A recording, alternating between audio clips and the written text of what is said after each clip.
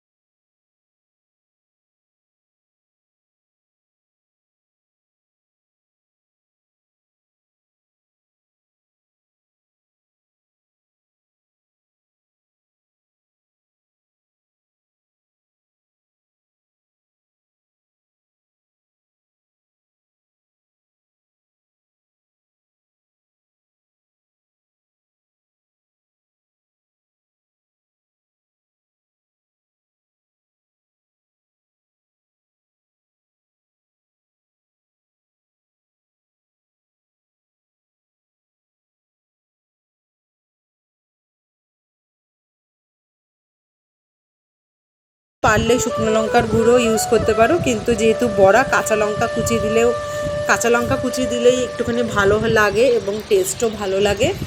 তো দেখো, এখানে আমার সব জিনিসপত্র রেডি হয়ে গেছে। এরপর আমি এগুলোকে খুব ভালোভাবে মেখে নেব। দেখো, আলুগুলো খুব সুন্দরভাবে গ্রেট করে রাখা হয়ে গেছে। এরপর আমি এটাকে খুব ভালোভাবে মেখে নিচ্ছি। হলুদ, তারপরে হচ্ছে পেঁয়াজ, কাঁচা লঙ্কা, ছোট ছোট মোরলা মাছ, তারপরে আলু যে গ্রেট করা, হলুদ গুঁড়ো, আর এর মধ্যে নিয়েছিলাম একটুখানি ভাজা মশলা। তো এটাকে খুব ভালোভাবে আমি এবারে মেখে নেবো, একদম সব মশলাই যাতে মাছের মধ্যে সম পরিমাণে ঢুকে যায়।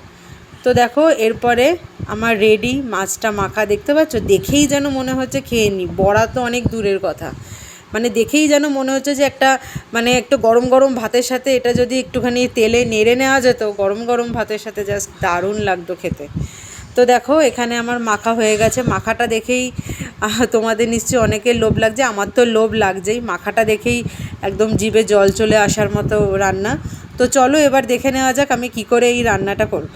তো দেখো, এখানে আমি নিয়েছি লাউ পাতা। লাউ পাতাগুলোকে এরকম ডাঁটি থেকে একটা একটা করে ছাড়িয়ে ছাড়িয়ে নিয়েছি।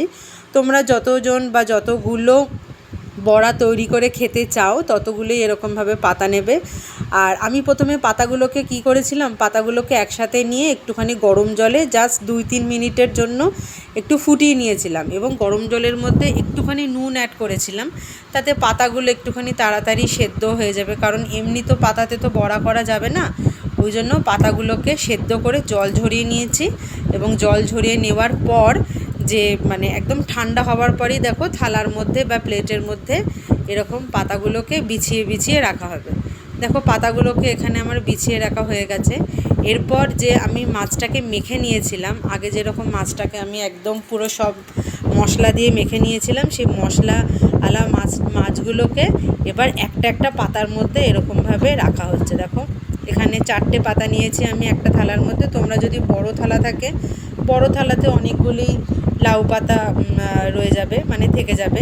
আর দেখো, এখানে যেহেতু আমি দুটো ছোটো থালা ইউজ করেছি, সেই জন্য 3-4টে করেই আমি নিচ্ছি। এখানে দেখতে পাচ্ছ কি সুন্দর লাগছে দেখতে। পাতার মধ্যে এরকমভাবে চামচ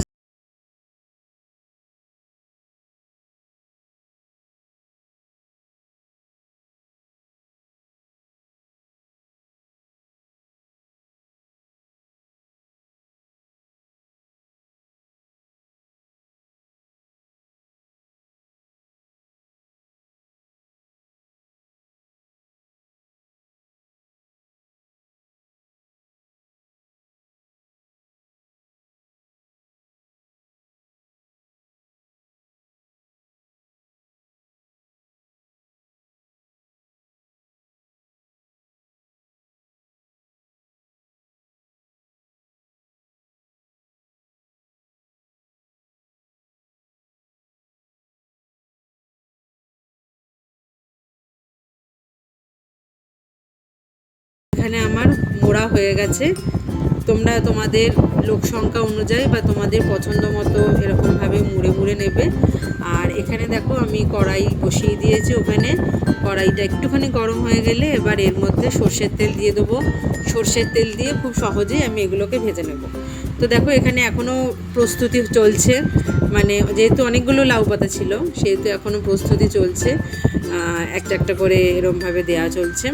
এরপরে দেখো আমি একটা বাটির মধ্যে ব্যাটার বানিয়ে নিয়েছি। ব্যাটার বলতে গেলে এখানে আমি একটু ময়দা দিয়েছি, নুন দিয়েছি আর একটুখানি চালের গুঁড়ো নিয়ে ভালোভাবে মিক্সড করে নিয়েছি। এই ব্যাটারের মিক্সটাকে আমি মানে প্রথমে যখন করেছিলাম তখন তোমাদেরকে দেখানো হয়নি, পরে অবশ্যই তোমাদেরকে দেখাবো, এই ভিডিওর মধ্যেই তোমরা পেয়ে যাবে।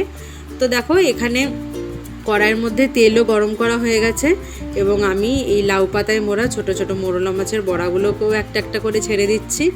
দেখো এরমভাবে আস্তে আস্তে করে বেসনে চুবিয়ে চুবিয়ে ভাজতে হবে। আর যদি একটুখানি বেসন কম হয় তাহলে ওপর থেকে এরকমভাবে দিয়ে দিতেও পারো, তবে বেসনটা পুরোপুরি জল করা চলবে না, মিডিয়াম করে মাখতে হবে। মাখাটা তোমাদের একটু পরে দেখাচ্ছে, কারণ আমি স্কিপ করে গেছিলাম মাখাটা তোমাদেরকে দেখাতে। তো দেখো এখানে এরকমভাবে ভালো করেই মানে বড়াগুলোকে বেসনের সাথে ভালোভাবে মিশিয়ে নিতে হবে। আর অবশ্যই তোমরা একটুখানি চালের গুঁড়ো দেবে, তাহলে দেখবে খেতেও মচমচে হবে। কিন্তু এই সমস্ত বড়া মানে মুখরোচক বড়াগুলো কী বলো তো, গরম গরমই ভালো লাগে খেতে, মানে ঠান্ডা হয়ে গেলে কেমন যেন একটা মিয়ানো মিয়ানো লাগে, অতটা বেশি মুচমুচেও থাকে না। তবে চালের গুঁড়োটা যদি একটুখানি দেওয়া হয় তাহলে একটুখানি মুচমুচে ভাবটা থাকে। তো এখানে দেখো আমি দুটো দিয়ে দিয়েছি আর তার পাশে আর একটা তিনটেও দিয়ে দিয়েছি। বেশিক্ষণ লাগবে না, কারণ গ্যাসের ফ্লেম মিডিয়াম করা আছে, খুব তাড়াতাড়ি হয়ে যাবে।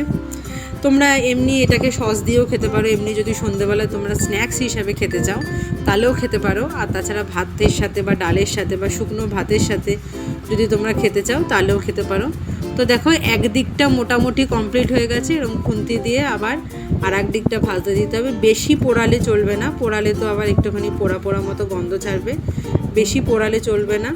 দেখো আমার দুপাশটাই ভাজা হয়ে গেছে, দেখতে পাচ্ছ বেশ বড় বড় সাইজের হয়েছে। তোমরা যেরকম পরিমাণে মাছের যে মানে মশলাটা যে আমরা করেছিলাম আগে মাখাটা দেখিয়েছিলাম, সেরকম মানে সেটা যদি একটুখানি বেশি পরিমাণে দেওয়া হয় তাহলেই বড়াগুলো এরকম মানে টোবলা টোবলা হবে বা একটুখানি বড় বড় বা একটুখানি ভারী টাইপের হবে, তোমরা ভাতের সাথে খুব সহজেই খেতে পারবে। তো দেখো আমি এখানে প্রথমে খুব অল্প সংখ্যকই ভেজে নিচ্ছি, কারণ সবগুলো একসাথে দিলে আবার ভাজতেও অসুবিধা হবে। তাছাড়া খুব একটা বেশি ডুবো তেলে ভাজতে লাগে না, এমনি দেখো মিডিয়াম আমি তেল নিয়েছি এবং মিডিয়াম তেলেই এখানে মোটামুটি ভাজাটা আমার হয়ে গেছে। দেখো এখানে ভাজা চলছে। তো তোমরা এটাকে তো বললাম যে শুধু শুধুও খেতে পারো, সস দিয়েও খেতে পারা যায়, যার যেরকম মনের ইচ্ছা হবে সেরকমভাবেই সে খাবে। তো দেখো আমার তিনটে একদমই ভাজা হয়ে গেছে। এরপর আরও অনেক ভাজা আছে, তবে তোমাদের সাথে আগে যেটা আমি শেয়ার করিনি, মানে আমি এই ব্যাটারটা কি করে তৈরি করেছি সেটা অবশ্যই তোমাদের সাথে শেয়ার করব। তো দেখো দুপাশে ওই দুটো বড়া এখনও তোলা হয়নি, কারণ একটু একটু মতো আছে ভাজার জন্য। তো দেখো এরপর আমি এখানে ব্যাটারটাকে এরকমভাবে ফেটিয়ে নিচ্ছি। এখানে বেসন নিয়েছি, তোমরা একটুখানি চাইলে হলুদও দিতে পারো, তাহলে বেসন তো তাহলে একটুখানি হলুদ দিলে ভালো লাগবে কালারটা দেখতে। আর একটু নুন নিয়েছি আর নিয়েছি হচ্ছে চালের গুঁড়ো। দেখো আমার এখানে রেডি হয়ে গেছে লাউ পাতায় মোড়া ছোট মোরলা মাছের বড়া। আর ব্যাটারটা কীভাবে গুলতে হয় তোমাদেরকে সেটাও দেখিয়ে দিলাম। তো তোমরা আমার এই রেসিপিটি দেখে নাও এবং প্রথম থেকে শেষ পর্যন্ত দেখে নাও এবং ঝটপট বাড়িতে বানিয়ে ফেলো আর চটপট গরম গরম ভাতের সাথে খেয়ে নাও, যার যেরকম ইচ্ছা হয় সেরকমভাবেই তোমরা খেয়ে নিতে পারো। তো দেখো আজকের ভিডিওটি আমার এইটুখানি। তোমাদের যদি আমার এই রান্নার রেসিপিটি ভালো লেগে থাকে অবশ্যই একটা লাইক কমেন্ট আর বন্ধুবান্ধবের মধ্যে শেয়ার করে দেবে। আর যদি নতুন বন্ধু হয়ে থাকো তাহলে প্লিজ চ্যানেলটিকে সাবস্ক্রাইব করে দেবো। তো আজকের মতো এইটুকু।